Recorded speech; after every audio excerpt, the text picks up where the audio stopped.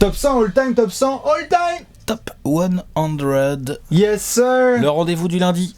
Oui monsieur. Voilà. On s'installe, peinard, car nous sommes... Lundi, comme je viens de le dire en fait. Exactement, c'est toujours bien de le répéter, Lundi, car c'est le... C'est le meilleur jour de la semaine et tout. On le répète, le best day of the week. Exactement, le dimanche c'est la surcote. Netflix là qui s'entête avec son dimanche là. Stop. On vous l'a déjà dit, les CM, le dimanche... Grosse surcote sur le dimanche. Surfait. Énorme surcote. On sait tous que le lundi est le meilleur jour de la semaine, c'est normal, ça commence notamment avec Trash Talk et votre épisode du Top 100 All Time. Nous sommes sur les places 45, 44, 43. Si vous venez de nous rejoindre, sachez-le, sur la saison 2019-2020, nous faisons le Top 100 All Time des places 100 à 1. On se retrouvera en juin 2020 pour la fin peut-être de l'humanité, on verra. Par rapport à ce débat, hein, évidemment. On va débattre sereinement. Bien sûr. Il n'y a absolument aucun souci. Il n'y a pas de problème. Et donc... c'est vrai que toi, avec ton Jabbar en main, là, c'est vrai que... C'est vrai que du coup, ça risque de... Est-ce que bruit, la justice veut voir Jason Kidd top 15? C'est à vous de nous le dire. Non, évidemment, c'est du teaser pour rigoler. Installez-vous peinard, on vous fait plein de bisous. On sait que vous êtes nombreux à nous envoyer à chaque fois des questions, des commentaires. C'est le grand rendez-vous du lundi. On est bien dans le top 50, les places 45, 44, 43. Ouais, là, on s'approche du top 40 dangereusement, là. Le club, il est VIP. Ouais. C'est en 3 lettres majuscules, on est bien. Il n'y a plus trop de discussion, on a vraiment sa place dans le top 50. On n'a pas essayé d'intégrer un petit orteil ou quoi que ce soit, on y est les 2 épaules en avant. Qu'est-ce que ça mange ce midi? Wow, qu'est-ce que je mange? Je vais manger... On va manger un natin, c'est un plat indonésien. Un natin, c'est un plat indonésien fait à base de riz, de carottes, j'en ai parlé avec Léonce, de champignons et de bœuf. Avec un peu de cumin, c'est pas mal. D'accord. C'est bon, toi t'es sur quoi? C'est une espèce de bœuf carotte à l'asiate, quoi. Exactement. Un peu de saté, tout ça. Ouais. Tout à fait. Toi, on est sur quoi, toi? Je sais pas, faut voir. Peut-être un petit peu de petit tartare de poisson. Là, tu vois, on commence à rentrer dans les périodes où il va commencer à faire meilleur. On va pouvoir ressortir les plats un peu moins gros, quoi. On va pouvoir peut-être ressortir. Tout à fait. Et si c'est le cas, on va pouvoir ressortir. Petite tartare de saumon ou tartare de poisson. Je trouve ça hyper bon. C'est vrai, ça c'est bien accompagné. Et comme on l'a dit, pique Saint-Loup. Là-dessus, on n'a pas changé. Sur du tartare de poisson, je serais peut-être plus sur le bon Wurtzheimer, le bon Riesling. Un petit chablis. Un petit chablis, comme d'habitude, ça passe. C'est bien, on fait pas de pub pour l'alcool. Pas du tout. Évidemment, vous nous dites ce que vous bouffez, toutes les teams. La team Trône, elle est là, la team Quinoa, elle est ici aussi. La team Expat. La team Quinoa de Lyon. Exactement, la team Trône du monde entier. On la salue. Ouais, on la salue. J'en ai croisé 2-3 à Lyon qui m'ont fait putain. Ouvre du quinoa. Ouais. Donc le gars, je lui dis, tu dis ça parce que t'es devant tes potes là, tu veux frimer et tout. Sur il a ta maman qui écoute, c'est ça. Non, je te jure et tout, quinoa. Là. Et après qu'il t'ait vu, il venait me voir, il me disait, j'ai mangé un gros quinoa, j'ai fait la team Trône.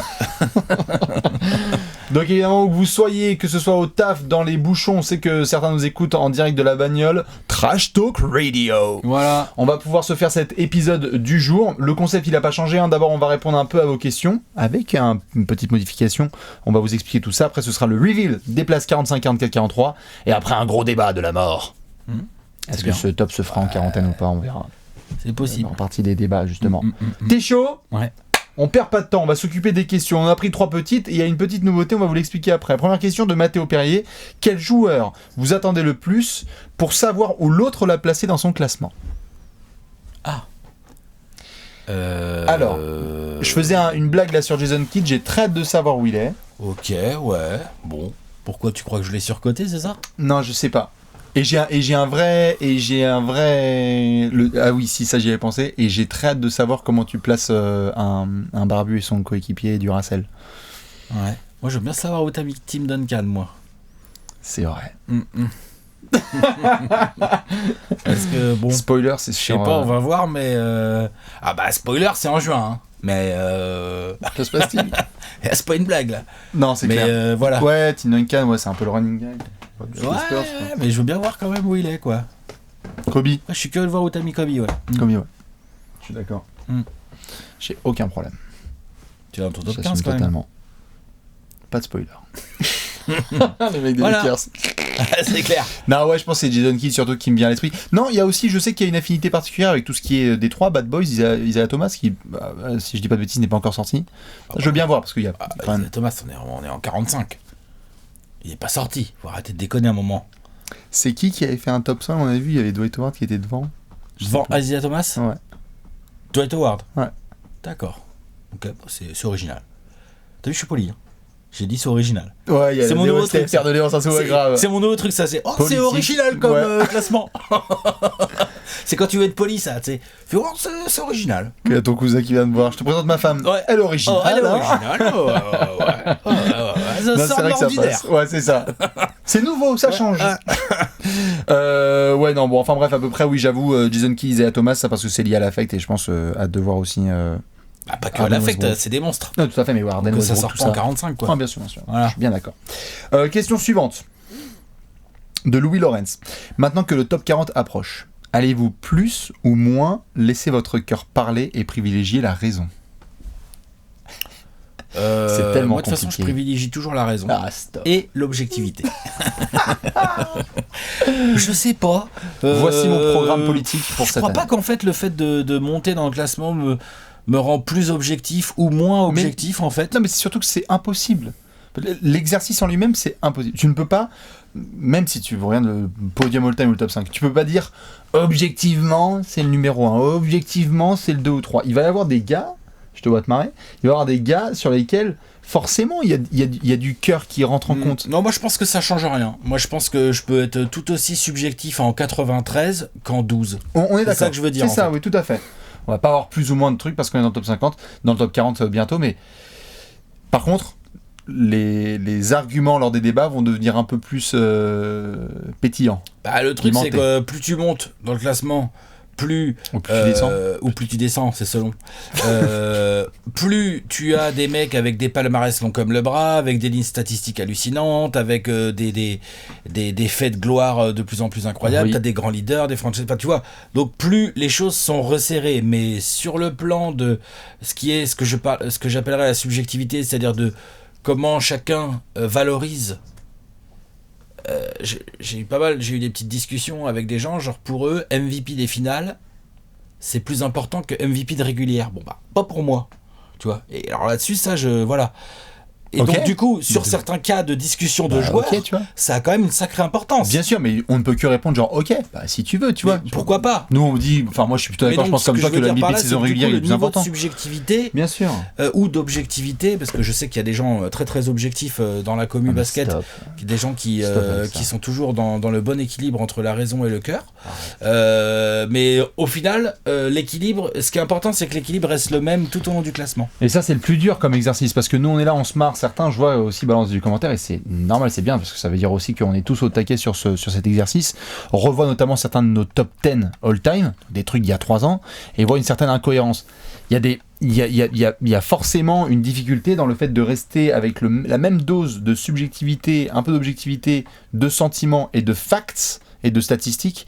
Il y a des choses, même là, je pense que si on regarde tous les épisodes qui ont été faits de 100 à 45, je pense que c'est des trucs qu'on va faire genre, oh là, je me suis un peu contredit là, entre l'épisode 93 et 64. Possible, et puis pour ce qui est des top 10 all-time, je rappelle qu'il y en a qu'on a tourné il y a 4 ans.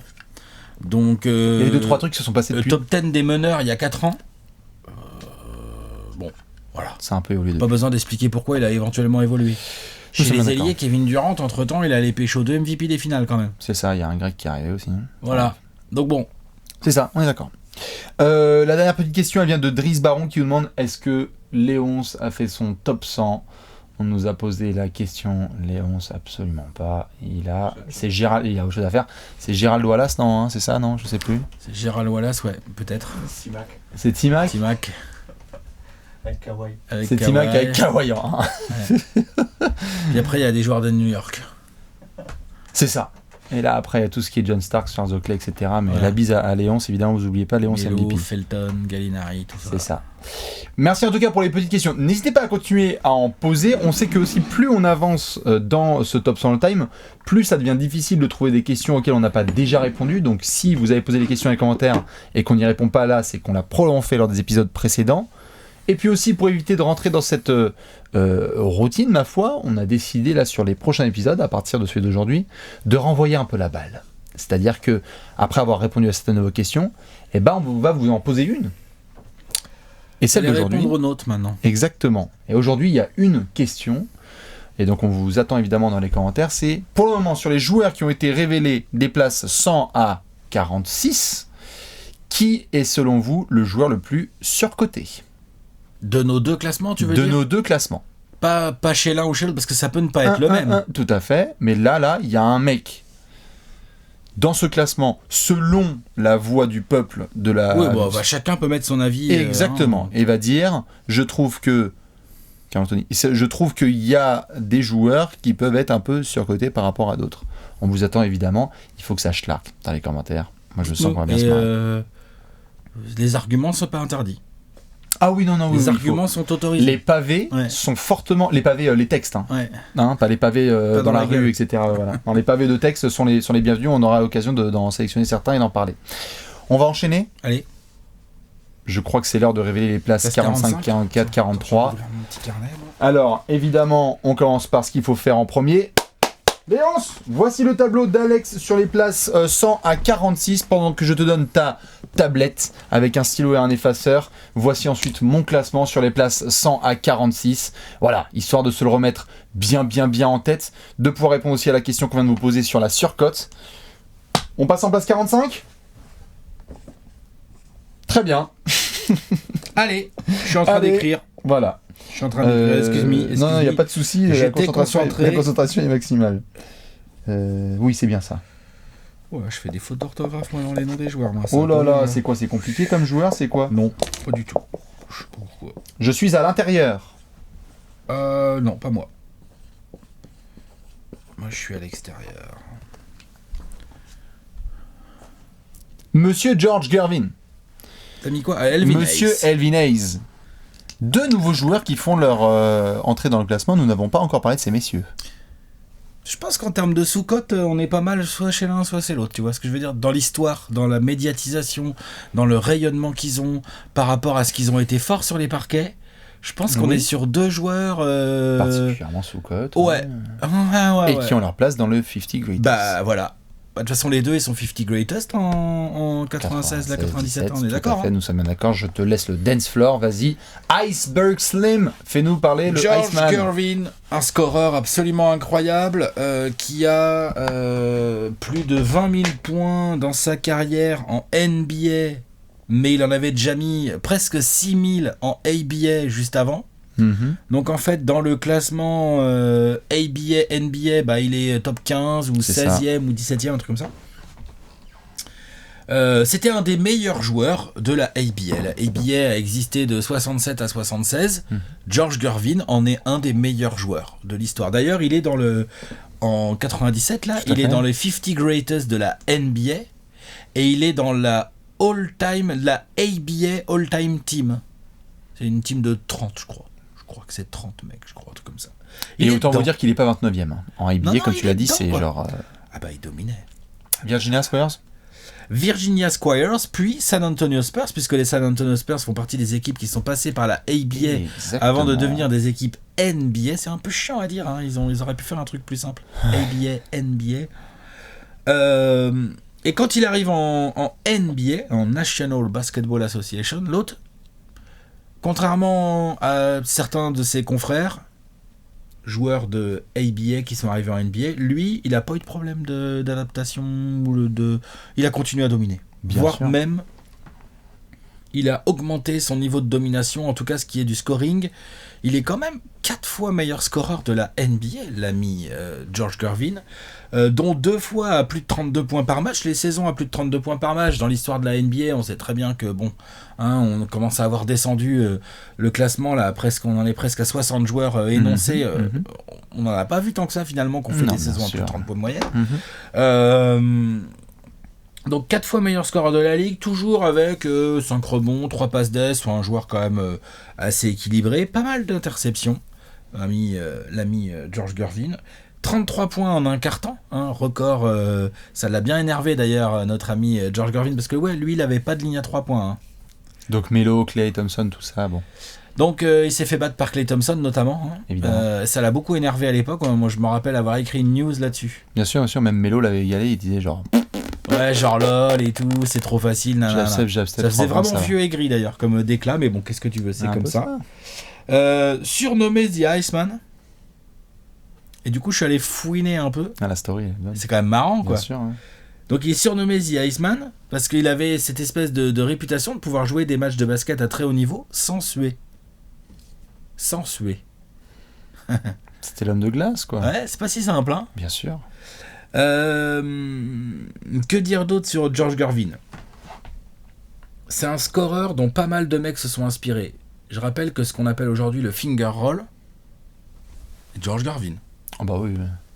Il faut en mettre de la ligne des lancers. Hein. Ouais. Comme ça. C'est un lay-up de la ligne des lancers.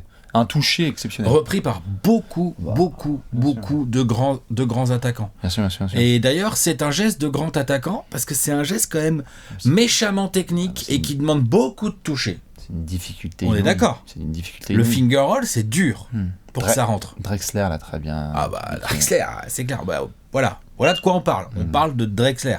On parle de Pippen. Pippen le faisait hyper bien aussi. Aujourd'hui, qui fait ça bien aujourd'hui? T-Mac a été très bon au finger roll. Kyrie. Dans son une taille plus basse, mais Kyrie. KD, il a un finger roll. Hein. Mais ils sont pas beaucoup à pouvoir le dupliquer parce que ça demande c'est comme du skyhook, ça demande des années de travail. Idole de jeunesse de Gary Payton quand même, George Gervin. Bon. Évidemment. Ça situe un peu le bonhomme, quoi. Gary Payton, c'était son idole de jeunesse. En NBA, on a presque 800 matchs. En NBA, il est à plus de 26 points de moyenne, en fait, l'autre, sur sa carrière NBA. C'est quand même très sérieux. Et sur sa carrière globale NBA plus NBA, il est à plus de 25 points par match. Ouais. C'est un joueur qui, vraiment... on a souvent parlé de mecs qui mettent 20 points, à peine ils ont le pied par terre et tout. Lui, c'est 25. C'est compliqué avec George Gervin de pouvoir défendre sur lui puisque c'était vraiment automatique. Automatique, mi-distance, slasher, numéro 44, retiré par les Spurs. Oh oui. Je rappelle, 4 fois meilleur scoreur de la NBA. C'est, voilà, il n'y a pas tant de monde que ça finalement dans ce club. Non, bien sûr. Il y en a, il y en a un peu, mais il n'y en a pas tant que ça. Il y a moyen qu'il réapparaisse dans cette vidéo. Mine de rien, il n'a jamais été MVP, mais pas passé loin à 3 reprises. Tout à fait. Il est deuxième du MVP derrière Bill Walton en 78. Il est deuxième du MVP en 79 derrière Moses Malone. Et il est pas deuxième, il est troisième derrière Karim Abdul-Jabbar en 80. Ça, mine de rien, ça, il fait partie de ces mecs, genre, il l'a pas été, mais il en avait le niveau, en fait. Il a effleuré le bordel, ouais. Et après, pourquoi je mets pas ce mec-là plus haut ? Parce que, voilà, le problème, on en revient là à d'autres problèmes, c'est que, malgré tout son talent, malgré tout son... Comment dire, sa fidélité aussi aux Spurs et tout, même si les Spurs l'ont arraché aux Virginia Squires, ça s'est quand même passé au tribunal et tout cette affaire à l'époque. Malgré tout ça, il n'y a pas de titre collectif quoi, dans l'armoire. Quoi. Il n'y a pas un seul match de NBA, finale NBA pour George Gervin. Désolé. C'est chaud. Hein. Et c'est pour ça qu'il... Du coup, à un moment, tu te dis, il y a des mecs qui peuvent passer devant, malgré tous ces records. Ouais. Il se fait un petit peu squeezer. Je suis bien d'accord. Il se fait un peu squeezer, mais il est là. 45e. Non, mais par contre, d'une beauté rare, allez le voir jouer, évidemment, George Gervin sur... J'ai eu pas mal de gens qui ne le mettaient pas dans leur top 50. Moi, je trouve quand même qu'il a sa place, personnellement. Je suis bien d'accord, d'ailleurs, il y a moyen qu'il réapparaisse dans cette vidéo et qu'on en parle avec d'autres petites infos additionnelles, ma foi. Teaser. Alors, Elvin Hayes. Iceman, on va passer de Iceman au Biggie. Biggie, can't you see? Sometimes your eyes just hypnotize me. Elvin Hayes. Il est en place 45. J'ai longtemps hésité. Il a été plus haut, il a été plus bas. Il a été plus bas, ouais. Ouais. Puis après avoir fouillé, je me suis dit, bon, c'est bien, 45. Il est dans tous les cas dans les top 50 greatest parce qu'il en faisait partie en 97 et que quand tu regardes la production et le travail fait tout au long de sa carrière, c'est extrêmement violent. On parle donc c'est un top 15. Hein. Tout à fait. On parle donc d'un spécimen physique hors norme. C'est-à-dire qu'en soi, quand tu regardes le joueur, bon, c'est un ailier fort en soi quand tu le regardes dans la NBA. Des standards qu'on connaît. Actuel. Oui, c'est-à-dire qu'il a moins de 2m10, il fait son bon 110 kg, mais c'est une brute épaisse. Que ce soit au scoring ou au rebond. Quand on parle d'Elvin Hayes, vous irez voir notamment une ligne dont on avait déjà parlé en lui, parmi les joueurs, je crois qu'on avait fait un top 10 des joueurs les plus sous-estimés de l'histoire. 9 matchs de saison régulière loupés en carrière. Ah bah oui. Ah bah, 9 matchs loupés en carrière, c'est-à-dire que même Karl Malone à côté, il passe pour un feignant. branleur. Exactement. 12 fois All-Star, 6 fois All-NBA, 4e meilleur rebondeur de tous les temps. C'est simple, il y a un club où ils ne sont que 4 à être assis. C'est un club assez serré. Alors les sièges sont particulièrement larges. Ouais, par contre, C'est 1, mais c'est 27 000 points et 16 000 rebonds. Donc, il y a qui dans ce club? Il y a Wilt. Il y a Moses, il y a Wilt, il y a Karim et il y a Elvin Hayes. Moses, il a 27 000 points. Moses, il a 27 000 points. Non mais Moses, on arrive. On arrive en courant. On n'arrive pas justement. non, pardon, on arrive en moonwalk, en rampant au sol. On est bien d'accord. Donc attends, tu m'as dit Moses, Karim. Il y a un club VIP des 27 000 points et 16 000 rebonds. Il y a Elvin Hayes à table. À sa droite, il y a Karim Abdul-Jabbar. À sa gauche, il y a Wilt Chamberlain. Et en face, il y a Moses Malone. 27 000 points, 16 000 rebonds. Vous pouvez chercher après. Karl Malone, il a un peu moins de 15 000 rebonds, mais il a plus de 27 000 points. Ce sont des clubs. Ce club-là, Elvin Hayes, il y est. C'est un joueur qui, quand on regarde un petit peu son palmarès, on se dit, ah, fait chier, certes, il y a un titre. Ça s'est passé avec les Bullets notamment, et je vais en parler un peu en long et en large, mais il y a à la fois cette domination NCAA et NBA. C'est-à-dire qu'en NCAA, c'est notamment Elvin Hayes qui va aller à l'université de Houston, les Cougars. On verra Hakeem Olajuwon par la suite et d'autres joueurs, qui va tourner tout simplement en 31 points et 17 rebonds de moyenne sur 3 années d'université, et va notamment mettre à l'amende un joueur qui est pas mal, qui s'appelle Lew Alcindor, sur qui notamment, vous irez voir, il y a un match qui s'appelle le match du millénaire, qui est donc entre UCLA, injouable avec Karim Abdul-Jabbar, et les Cougars avec Elvin Hayes. Elvin Hayes qui va juste taper un tout petit 39 points 15 rebonds en limitant Karim Abdul-Jabbar à 15 points. Ça donnait un peu les prémices de ce qui lui a permis notamment de gagner le trophée de joueur de l'année. On est au niveau universitaire. Derrière, il arrive en NBA, drafté numéro 1. San Diego Rockets, tout à fait. Donc il est content, l'autre. Il a fait l'université à Houston. Voilà, cette fois c'est San Diego. Et la première année, il est meilleur marqueur de la NBA. C'est ça. La deuxième 28 année, points par match. tout à fait, 28 points par match. Ensuite, pas genre, c'était pas une mauvaise année en fait, c'est juste qu'il était meilleur. La petite astérisque qui est assez drôle, c'est que cette année-là, quand il a 28 points de moyenne, il n'est pas rookie de l'année. Non. Parce que c'est Wes Unseld. C'est un joueur dont on a déjà parlé précédemment. Et c'est Wes Unseld notamment qui va retrouver par la suite avec les Bullets. Tu l'as déjà passé Wes Unseld toi aussi? Oui. Ouais, donc on est tous les deux d'accord sur Elvin Hayes devant Wes Unseld. Bien sûr. Puisque c'est la fameuse saison où Wes Unseld est rookie et MVP. Donc c'est un peu compliqué d'aller le chercher, c'est comme ça. Après, qui étaient les votants? Bonjour les rookies cette année-là. C'était assez bien. Ouais, tout à fait. Rookie, meilleur scoreur, rookie, MVP. Les vieux, ça va? Ça va les gars? Deuxième saison professionnelle, ensuite il est meilleur rebondeur de la ligue. Il va notamment taper des moyennes, vous irez voir Elvin Hayes, où on se rapproche très gentiment des meilleurs all-time, puisque c'est simple. À partir du moment où Wilt Chamberlain et Bill Russell sont en NBA, il faudra attendre jusqu'à Elvin Hayes pour avoir un nouveau meilleur rebondeur de la ligue sur une saison. Elvin Hayes est un monstre d'intensité. On parlait encore une fois de cette espèce physique, athlétique, qui était dur au mal, besogneux, qui avait un bon petit tir à mi-distance, qui était complet et qui mettait, tu parlais en dormant des 20 points, là c'est 20-10. C'est 20-10. Ouais, 10 c'est à la mi-temps. Oui, voilà, non mais 20, tout à fait, non mais 20-10, là je parle en dormant. Ouais, voilà, une fois qu'il se réveille et qu'il baille, on est à 25-13. Parce que l'autre les rebonds. Une fois qu'il a terminé avec les Rockets, il va aller du coup du côté de Washington. C'est ça, bon après c'est du Baltimore, puis du coup jouer avec les Bullets. Et c'est là qu'il va passer donc du coup de cette espèce de monstre statistique à un joueur qui ne va que connaître soit les demi-finales de conférence, soit les finales NBA. Il y a 3 finales NBA quand même pour Elvin Hayes, en étant quand même le scoreur gros de ces Bullets-là. Le patron reste Wes Unseld, dans l'esprit de beaucoup de gens. Ce qui crée encore le débat, et on en a parlé autour de ces finales de 78 où il n'est pas MVP des finales, Elvin Hayes. Oui, 78, tout à fait. Et où c'est donc Wes Unseld qui est MVP des finales. Le débat, il existe encore. Ça pourrait être tout à fait un vrai débat. Bien sûr. Mais il n'empêche que donc il a 7 bagues. Il n'a pas en soi le titre de MVP des finales. 7 CE2TE. Tout à fait. Il a 7 celle-ci de bagues. 7 bagues-ci. Tout à fait. Parce que, attention. Ouais, je suis d'accord. Pardon. C'est pas Robert Horry. C'est ça. Meilleur marqueur de l'histoire des Wizards Bullets. Donc on attendra un peu avant que Bradley Beal aille le chercher. Mais c'est un monstre. Il y a une sombre affaire sur la fin de carrière pour ceux qui ne la connaissent pas, parce qu'il va revenir en fait à Houston. Et notamment Houston va commencer les prémices de ce qu'on appelle le tanking, pour essayer de choper un garçon qui est pas mal lui aussi à l'université de Houston, qui s'appelle Hakeem Olajuwon, sans H d'ailleurs à l'époque. Oui. Et donc notamment ils vont essayer de faire jouer Elvin Hayes sur ses derniers matchs 48 minutes parce qu'il était juste à la ramasse et donc ça perdait pour avoir derrière le first pick et un des meilleurs joueurs de tous les temps. Juste ce qui m'empêche de le mettre plus haut, puisque quand on regarde ce joueur-là, statistiquement, on se dit waouh, 27 000 points. Le palmarès, c'est quand même pas dégueu non plus. Hein. 27 000 points, 16 000 rebonds. Tu te dis, nom de Dieu.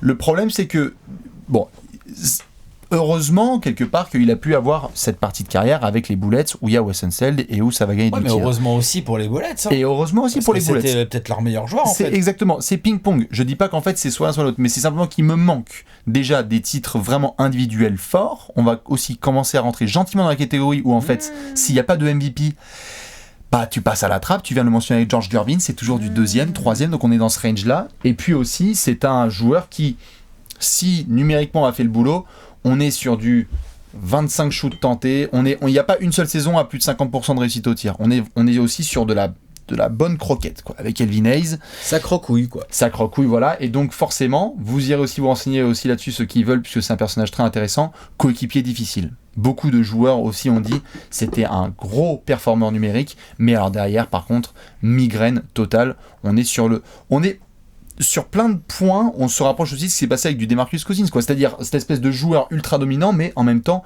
du pétage de câble où coach et coéquipier se disaient putain, tant de talent, mais dans un cerveau aussi il avait une réputation un peu flinguée, ouais. Un peu compliqué. Donc du coup, ces éléments-là m'empêchent de le mettre plus haut. Par contre, si on faisait un top 100 all-time des plus grosses dingueries numériques, ouais, il serait top 15. Ouais, numériquement, c'est une dinguerie. Numériquement, on ne parle pas assez du Big E. Ça, je suis bien d'accord. En tout cas, il est en place numéro 45. Bien. On va pouvoir enchaîner sur On va mettre un petit 44. On va mettre un petit 44, hein. Allez. Alors, qui on est en place numéro 44 là, Alex? Moi, je pars sur les ailes. Là. Pas moi. Qu'est-ce que tu fais? Moi, je suis à l'intérieur. Ah, on échange? Alors, sur qui tu es? Dave Cowens. Dave Cowens. J'ai mis Dominique. Dominique, oui, c'est vrai que je l'ai passé il y a dont tu as déjà quelques petits numéros, moi. Parle-nous de Dave. Dave Cowens, bah t'en as déjà parlé, il est déjà passé récemment là dans ton top, je sais pas, tu l'as mis en 47. C'est ça, il doit être, oui tout à fait. 3-4 places avant moi. Il est 48ème. 50 Greatest lui aussi. Donc, t'en avais bien parlé, hein, il y a cette ambiguïté entre joueur qui n'a pas l'air si dominant que ça, mais qui a quand même 2 titres de champion. Il a été MVP d'une saison régulière. Au passage, je sais plus si tu l'avais précisé, l'année où il est MVP, c'est 72-73, je crois, la saison. Il est aussi MVP du All-Star Game. Mm-hmm. Alors c'est un détail, c'est pas ça qui me le fait monter, mais c'est juste genre, c'était sa saison, quoi. Ouais, domination totale. L'autre, c'était sa saison. Il a été rookie de l'année, enfin il a un palmarès, genre Hall of Famer évidemment, il a quand même été 8 fois All-Star, il a donc 2 titres, il est MVP de All-Star Game, il est rookie de l'année, il a été dans des All NBA Team, dans des All Defensive Team, enfin il a ce côté genre à la Celtics, quoi, genre bonjour je suis un Celtic, donc en fait ça. Voilà mon palmarès, donc ça prend... Voici mon armoire. Ouais, c'est ça, exactement. Genre, j'ai une pièce pour mes trophées, parce que je suis un Celtic.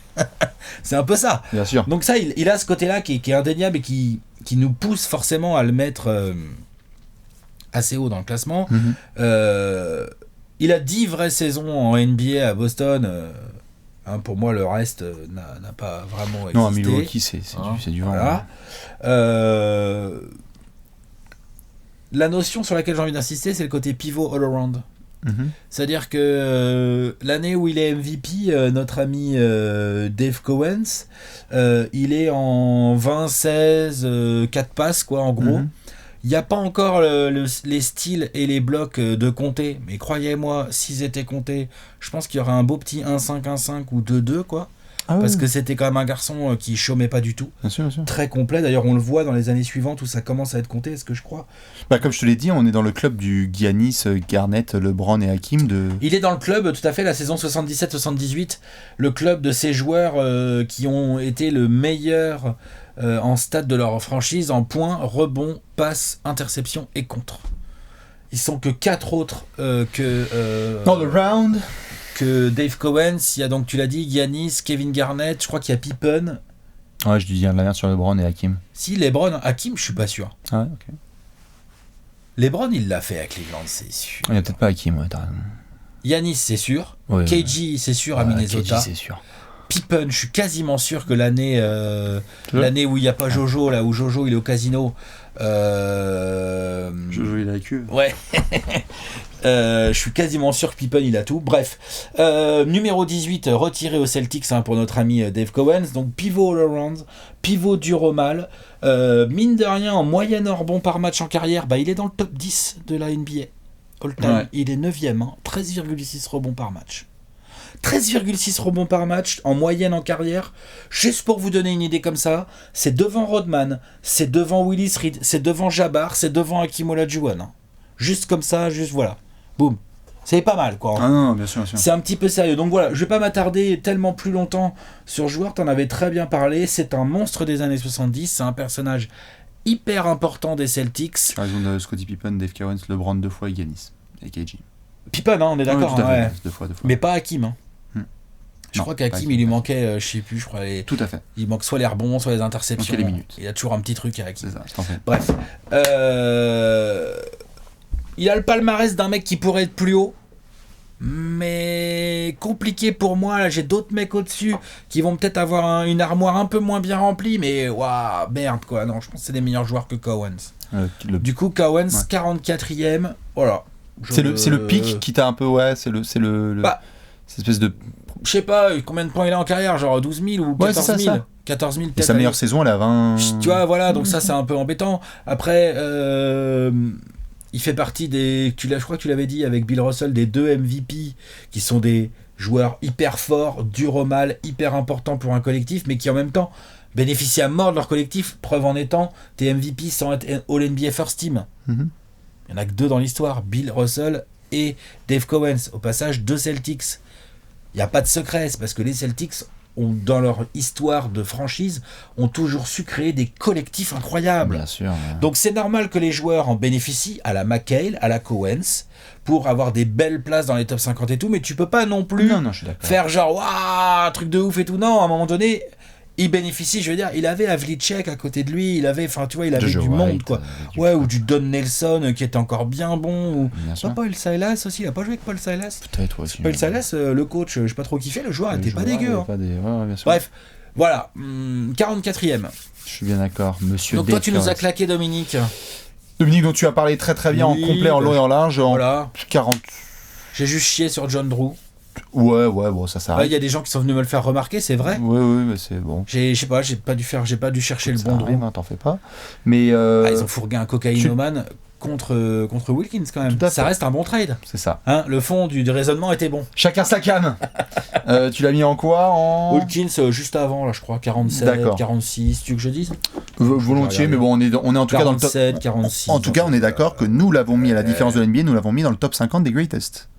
La NBA, ah oui, la NBA, c'est vrai qu'ils le mettent pas dans le Nous l'avons fait, pas la NBA. Ouais, mais la NBA, ils font des blasphèmes dans tous les sens. Disons 48. Voilà, c'est ça, 48e. Nous avons comme moi pour Dave Cowens, nous avons rattrapé certaines erreurs de la NBA, notamment en mettant de côté certaines légendes des années 50 et 60 qu'on a mis de teco en laissant la place à des joueurs un peu plus modernes. Ma foi, tu as à peu près tout dit, on a dit 9 fois All-Star, 7 fois l'NBA, quasiment. 10 saisons de suite à plus de 25 points de moyenne. Tu parlais de George Gervin, monsieur Dominique Wilkins. C'est juste get buckets on get buckets. On a bien dit évidemment qu'il était né du côté de Paname. C'est un joueur limite français. Pourquoi n'a-t-il pas joué avec l'EDF ? C'est un what if. Mais on est dans ce range des joueurs.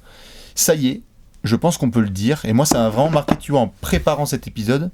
On rentre définitivement dans cette partie du classement où si tu n'as pas eu de distinction individuelle majeure et où tu as été le patron d'une équipe qui va très loin, c'est commencé à être dur de monter. Tu laisses ta place aux autres. Ça y est, on y est.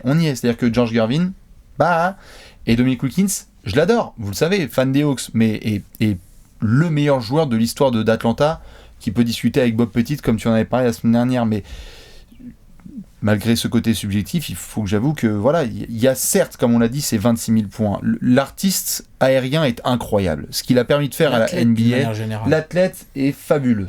Ce qu'il a fait sur contre-attaque, c'est dingue. Enfin, je veux dire, si Dominique était là et faisait ce qu'il avait fait dans l'ère des réseaux sociaux, nom de Dieu.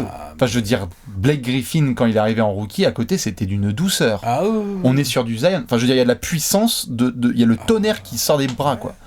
Dominique, c'était violent. On ne met pas 26 000 points juste sur des dunks et des doubles pas, hein. Désolé. Non, c'est un attaquant complet. Attaquant absolument complet.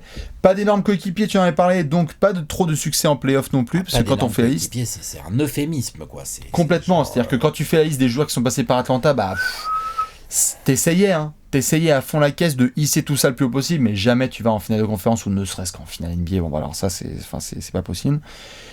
Si je le mets dans ce range-là, donc c'est pour toutes les raisons qu'on a déjà évoquées. Juste 2-3 petites anecdotes pour compléter ce que tu as dit. La première, Dominique Wilkins, et on le voit là en ce moment dans l'actualité avec Kevin Durant. Dominique Wilkins est le template all-time de revenir d'un tendon d'Achille. Dans tous les joueurs qui sont revenus d'une blessure au tendon d'Achille, qui est considérée comme une des blessures les plus graves qui existent, il se fait ça, si je dis pas de bêtises, en 92, et il revient après 28 points de moyenne. Ouais. Genre, Dominique, il en parle, et vous allez le voir dans l'actu là prochainement, il donne déjà publiquement des conseils à KD. Fais ci, fais ça, voilà comment ça se passe. Et lui peut discuter là-dessus. Parce qu'il y a je ne vois pas beaucoup de gens qui sont comme ça. On a vu Kobe revenir notamment du tendon d'Achille en fin de carrière. Il était vieux, il était beaucoup plus vieux, mais... Genre 3-4 ans de plus, ça compte. Oui, tout à fait. Non, mais je m'en vais, je dis simplement dans... Mais il est bien revenu, Kobe. Hein. C'est ça. Et c'est juste un niveau très sérieux. Hein. Tout à fait. C'est juste, je mentionne Kobe, c'est parce qu'il y a des joueurs all-time, Isaiah Thomas, Dominique, Kobe, etc., qui sont en soi, qui ont été victimes de tendon d'Achille. Et si tu fais un classement de ces gars-là, Dominique, c'est chaud, quoi. Ce qu'il a réussi à faire derrière cette blessure qui normalement est censée mettre un terme à beaucoup de carrières. Moi, j'ai énormément de respect pour ça. J'avais besoin quand même de parler du transfert de la honte, hein. C'est celui de 94. Transférer quand même Dominique Wilkins aux Clippers. Je vous remets juste, s'il vous plaît, le contexte pour que vous puissiez bien comprendre à quel point c'est quand même un des transferts les plus blasphématoires de l'histoire, puisque c'était la première fois dans l'histoire qu'une équipe numéro 1 de sa conférence transférait son meilleur marqueur à une autre équipe. Enfin, genre, c'est-à-dire que là, en fait, on va transférer Giannis. Je crois qu'Anthony Davis doit aller à Dallas, tu vois. C'est bien ça. Non, mais je veux dire, c'est... Les Hawks étaient premiers de leur conférence. Dominique Wilkins continuait à envoyer des buckets et il se fait transférer. Pourquoi ? Pour des raisons financières. C'est-à-dire qu'il se rapprochait gentiment aussi de ses 35 piges et qu'Atlanta était juste foudroyé à l'idée de lui filer du fric. Bon, franchise de merde ou pas, hein, ça après c'est dans la continuité, on sait ce qui se passe. Donc ça, j'avais besoin quand même de le souligner. Et puis aussi, juste pour la petite anecdote, pour ceux qui connaissent notamment l'histoire des Spurs, en 97, il revient de son année dont tu as parlé à Panathinaikos, tout à fait, monsieur Dominique Wilkins. Il revient, il a 37 piges, c'est le meilleur marqueur des Spurs, qui sont absolument horribles, puisque c'est les Spurs sans David Robinson. Qui récupère Tim Duncan. Et qui récupère Tim Duncan en 97. C'est Dominique Wilkins qui met le feu, horrible, puisqu'il a 40% de réussite au shoot et qui met 18 points de moyenne. Et 18 points de moyenne, à l'époque chez les Spurs, c'était leading scorer. Bah ouais. Donc voilà. Et il est incroyable, légende vivante. Pour moi, fait chier. Il mérite sa bague, mais il mérite surtout d'être dans les 50 greatest. Je suis content qu'on ait nettoyé ça par rapport à la NBA. Voilà. Dominique, 44e. Dominique, on passe en place 43. Allez. Attention. Pour ceux qui suivent bien, il y a un nom qui a déjà été évoqué. Alex, on est à quel poste ? On est arrière-ailier. Pelindra. Tête de tigre. On est arrière-ailier et si je dis pas de bêtises, c'est un joueur qui n'a pas encore été cité, moi. Sur ma tablette. Iceberg Slim, Iceman, George Gervin. Clyde Drexler fait son entrée dans le top 100 all-time. Ouais. Clyde Glass. Je l'ai souvent vu pas dans le top 50 des gens, lui. Hein. Ah, faut arrêter. Le commentateur est exécrable, mais le joueur, t'en mort. Commentateur est très probablement l'un des plus pourris all-time. Ouf. Il est chauvin, il est catastrophique dans ses analyses tactiques, c'est mauvais. Une catastrophe. Franchement, parfois, tu te demandes si c'est bien lui et qu'il a fait la carrière qu'il a faite, parce que je vais en parler de sa carrière, c'est quand même un petit truc bien sérieux. Il confond les postes. Enfin, moi, des fois, j'hallucine. C'est fou comme ça affecte aussi notre appréciation d'un joueur. Je crois que Houston est une des équipes où je ne mets jamais les commentaries home. Ah non, c'est un... Jamais. Sauf si, ça c'est très drôle, c'est quand ils perdent. Parce que là, les commentaires... J'ai jamais vu un arbitre aussi aveugle. Nom de Dieu. Incroyable. Ouais. Franchement, c'est vrai que le commentateur... Mais voilà. Allez, vas-y, parle-nous. Mais le joueur... Merde, quoi. joueur, quoi. V'là le joueur. Alors, effectivement, il a eu son petit côté loser, lui aussi. Hein, mine de rien. Sinon, il serait plus haut dans le classement, en fait. Hein, à un moment donné. Hein. Mais il a eu ce côté loser. Il est quand même allé gagner sa bague avec Houston en 95. Je précise au passage, pour les détracteurs de Drexler, franchement, les playoffs 95 de l'ami Clyde, c'est quand même pas dégueu. Hein. C'est loin d'être dégueu hein, pour un mec qui a... Quel âge il a au moins 30... on est au bout du roule. Hein. 33 piges, hein, un truc comme ça. Il a déjà bien avancé dans sa carrière. Il a déjà un paquet de saisons dans les pattes.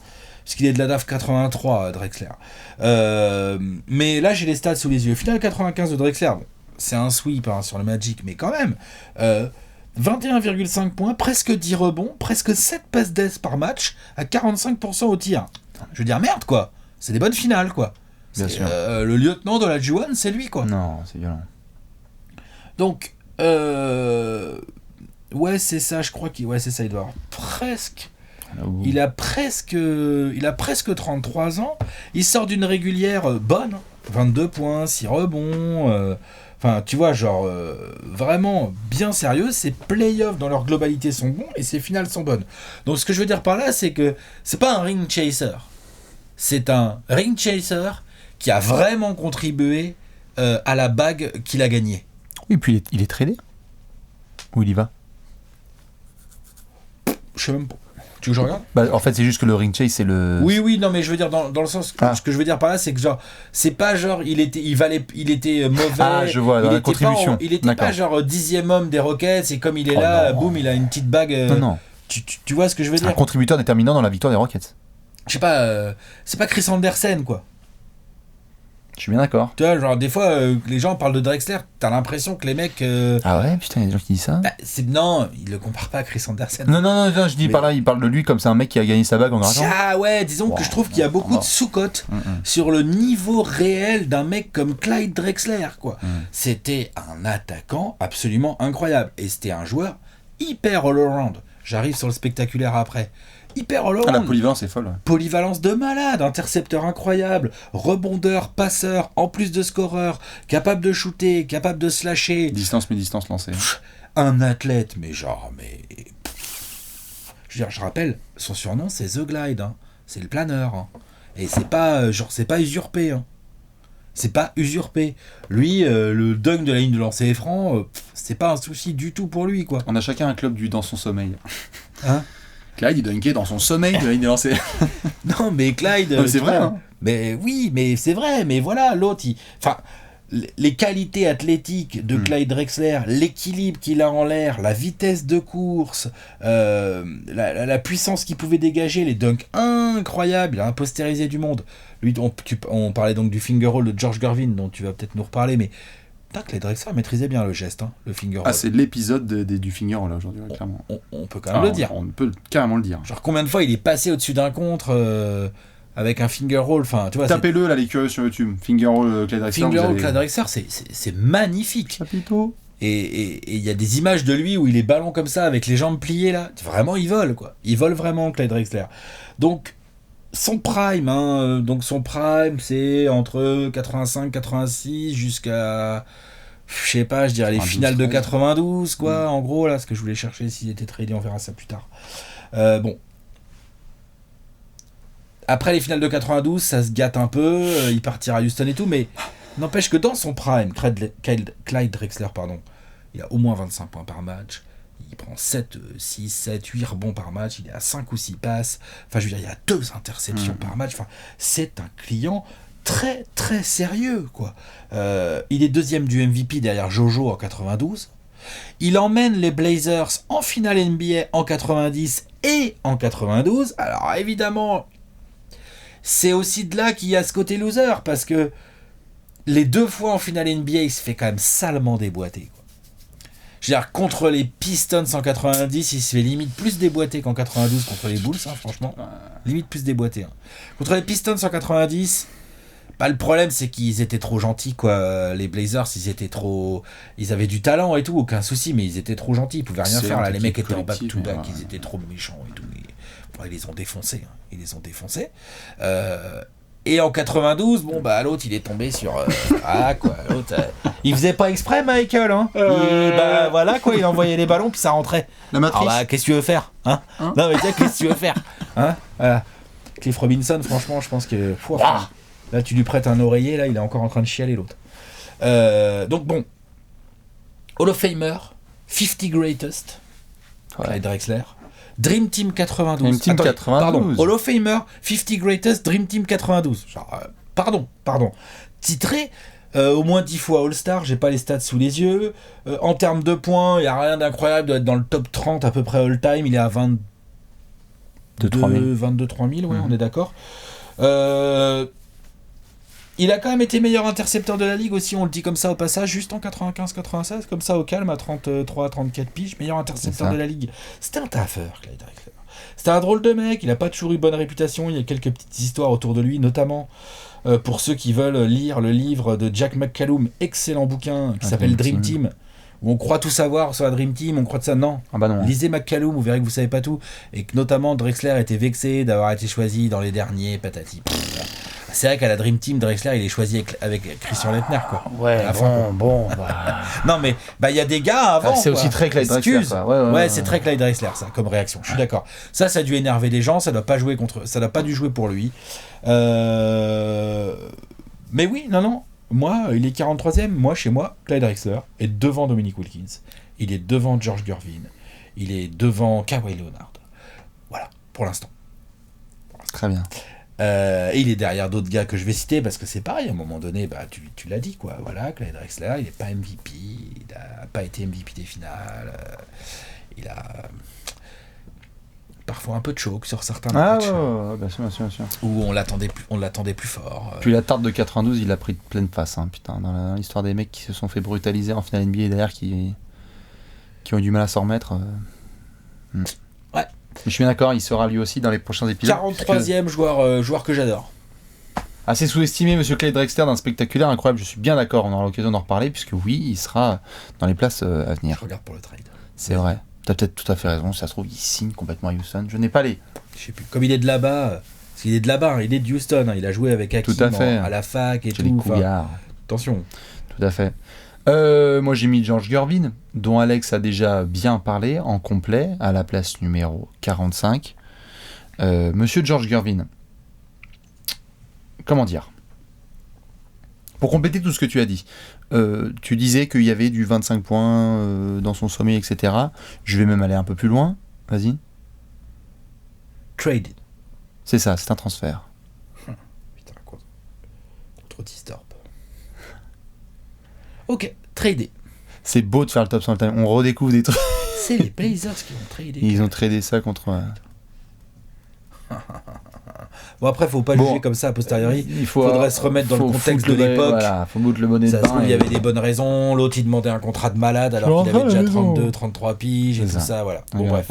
Ok. Monsieur George Gervin, pour compléter ce que tu as dit sur les saisons à chaque fois entre 25 points et 25 points de moyenne, pour monter jusqu'à 33 parfois points de moyenne, il n'y a que 2 saisons pro en fait sous les 20 points. C'est-à-dire qu'à l'inverse, même quand ça va vraiment pas, genre rookie ou toute fin de carrière, il y a toujours buckets. Il y a toujours buckets en fait. C'est toujours ça. Point très important, surtout dans le range de ces joueurs dont on parle là. Tu parles de Drexler, je viens de parler de Dominique, on parle de George Gervin. Il y a des joueurs qui ont 25 000 points en carrière. Mais combien le font à 50% de réussite au shoot ? Ah non, c'est clair. George Gervin, sans sa ligne à 3 points, est à 50% de réussite en carrière. Ouais, mais lui, il fait partie de ces mecs. S'il avait une ligne à 3 points, non, mais c'est d'une violence rare. C'est-à-dire qu'on est à 33 points de moyenne sur une saison NBA, à 50% au tir. Et pas du tout avec la brutalité, par exemple, d'un LeBron, ou le côté excellent athlète, mais pas du tout les mêmes finitions, le côté freakazoid de Jordan ou ce qu'on a pu voir par la suite. Non, pas le même technicien. Il est plus dans du jeu à la DeRozan. Ce serait un DeRozan. Il y a du DeRozan plus fort, tu vois, du Bradley Beal peut-être. Il y a de ça. En fait, ce qui est énormément comparé, c'est qu'il y avait beaucoup de KD, en fait, déjà notamment dans le jeu mi-distance, capable de vraiment sanctionner les gars et trouver le moyen le plus fin de punir ses adversaires. Quand je dis athlète, c'est aussi parce qu'il a tapé du énorme dunk, un bon participant de dunk contest. Pour compléter un petit peu, oui, raison majeure pour laquelle aussi les Spurs rejoignent la NBA, C'est-à-dire que les Spurs sont en ABA, qu'il y a aussi des discussions pour savoir quelle franchise tu récupères, et que cette star fait partie, on pourrait en parler pendant des heures je pense, la NBA voulait aussi récupérer la starification de certains, Julius Erving, etc., et que George Gervin faisait partie de ce tableau. La photo absolument splendide que vous pouvez retrouver entre Magic Johnson et George Gervin qui se font un dap, avec les maillots absolument sublimes, bien sûr, noir bien et sûr, jaune bien et tout, sûr. enfin bref. La technique, le finger roll, tu as dit, l'élégance, la puissance, la grâce, la dextérité, tout ça c'est évidemment très all-time.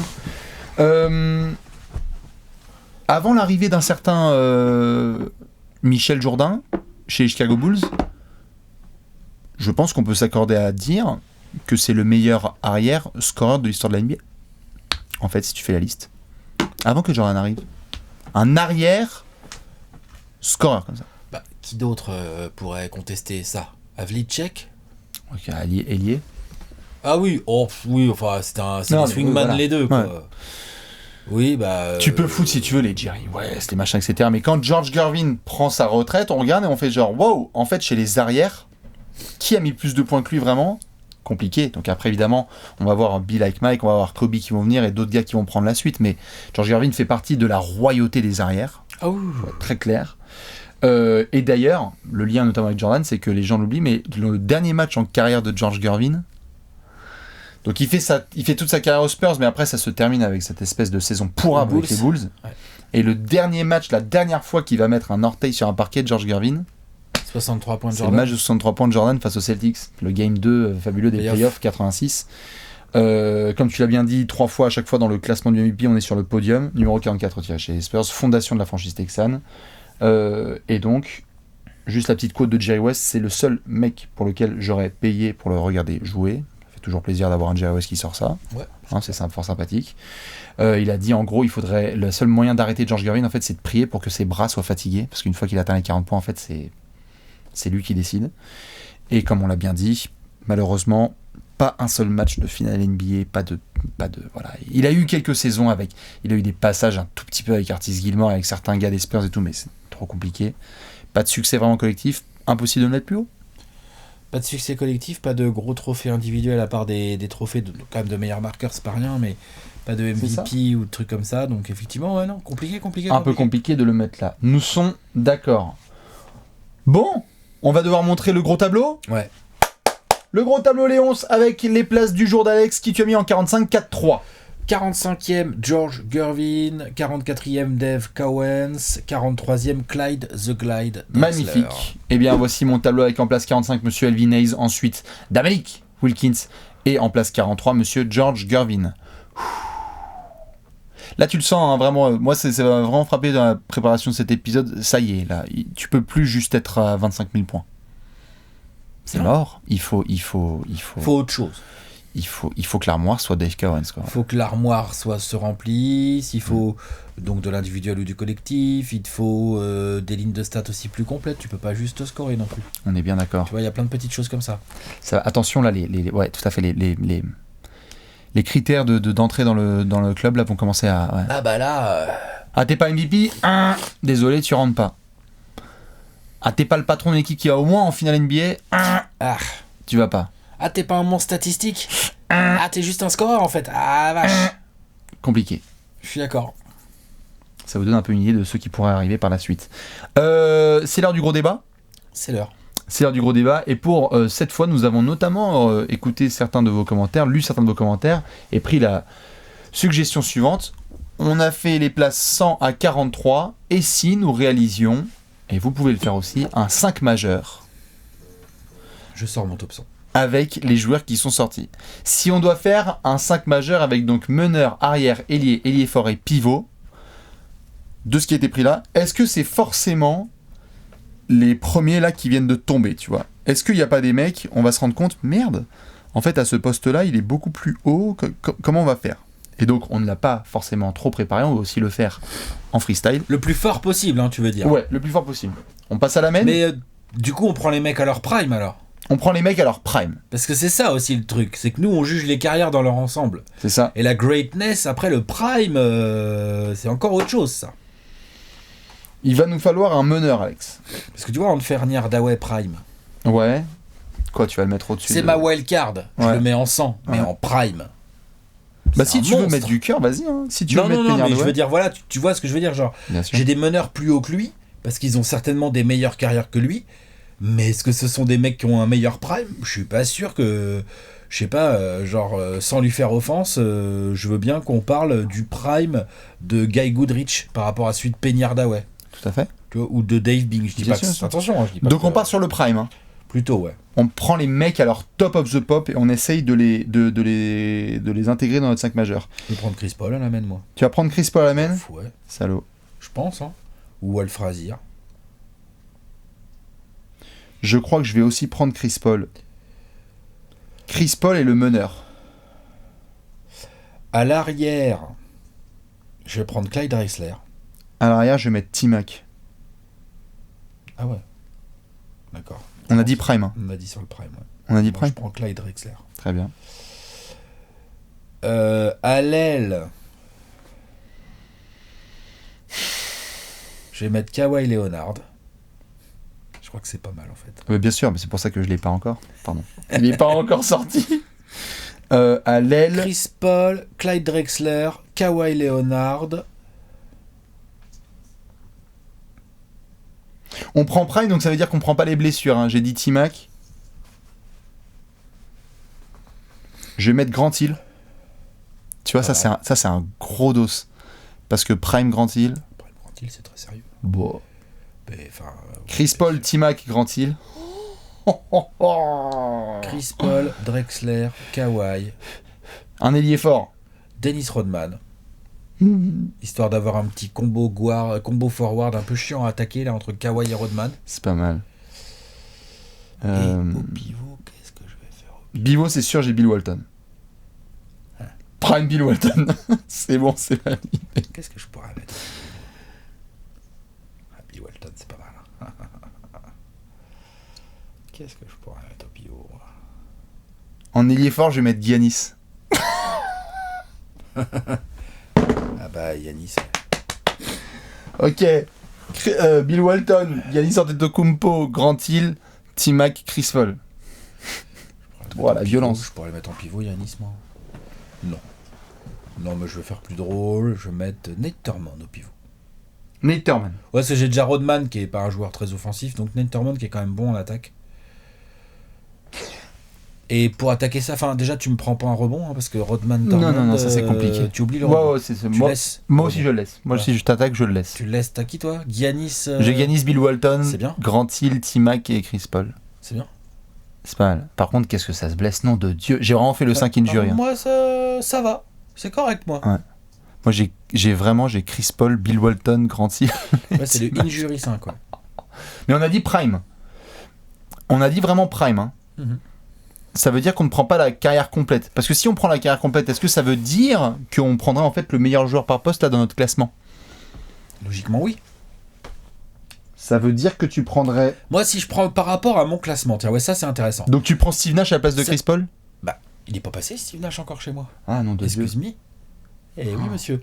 Si je prends par rapport à mon classement, pour l'instant, j'ai bien dit pour l'instant. Pour l'instant, mon meilleur meneur, mon meneur le mieux classé, pour l'instant, c'est Walt Frazier. Moi c'est Steve Nash. Pour l'instant, mon arrière le mieux placé. Ginobili ! Mais non. Bah non, tu viens de placer Gervin. Oui, c'est vrai. Puis moi, Drexler, je mets en arrière aussi. Hein. Drexler, non ? Oui, tu peux. Donc c'est Drexler. Mon ailier le mieux classé, c'est même pas Kawhi. C'est Dominique Wilkins. Ouais, Dominique aussi. Mon ailier fort le mieux classé, c'est Kevin McHale. Et mon pivot le mieux classé, comme je viens de le passer, c'est Dave Cowens. Donc moi je te fais une raquette made in Celtics. Michael Cohen. N'empêche qu'avec du Wilkins Drexler sur les ailes, tu sais que Wilkins Drexler Ouais, bien sur sûr. les ailes, tu sais que c'est Non, chiant à jouer, ça galope, il y a outlet de Dave Cowens. C'est marrant parce que du coup, si je dis pas de bêtises, tu as un 5 avec Chris Paul, Clyde Drexler, Kawhi Leonard, Dennis Rodman. Ouais. Et ton pivot c'était Nate Thurmond. Ouais. Et ton 5, en soi, si on prend les guerres globales, c'était du Bah là, il y a Cowens, il y a McHale, McHale. Wilkins, Drexler et Walt Frazier. Et ben tu vois, ce qui est intéressant, c'est que tu as quand même le sentiment, et je pense que peut-être les gens vont être d'accord, tu as le sentiment que le premier 5 explose le deuxième. Je suis pas sûr. Non, mais ce que je veux dire par là, par explose, c'est que ça Je suis pas sûr. Non, mais en termes de prime pur de joueurs, peut-être, ouais. Ça met aussi en avant à quel point on prend le prime tout en haut. On prend le, ouais, tout à fait. On prend le prime vraiment en forte considération. Quand tu vois, tu fais cet exercice, c'est que tu te rends compte que merde. En fait, tu vois. Mais le prime ne fait pas tout, puisque donc on a des joueurs qu'on choisit pour leur prime, mais qui sont derrière au classement. Tu vois ce que je veux dire ou pas ? Bien sûr. Mais c'est toi, t'es allé chercher McGrady qui doit être 71. Voilà. T'es allé chercher Yanis, que tu as tout juste rentré dans ton top 100. Qui est 100e. Voilà. Ça va, tu sais. Lol.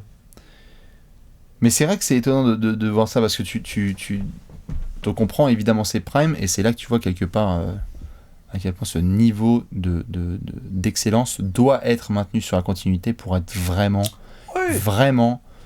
très très haut. T'as des mecs qui ont eu des primes de ouf, mais qui n'ont rien fait avec. Mais rien, quoi. Genre des premiers tours de playoff à tout péter, quoi. Ça aussi, c'est un problème dans les classements après. Tu vois, genre T-Mac.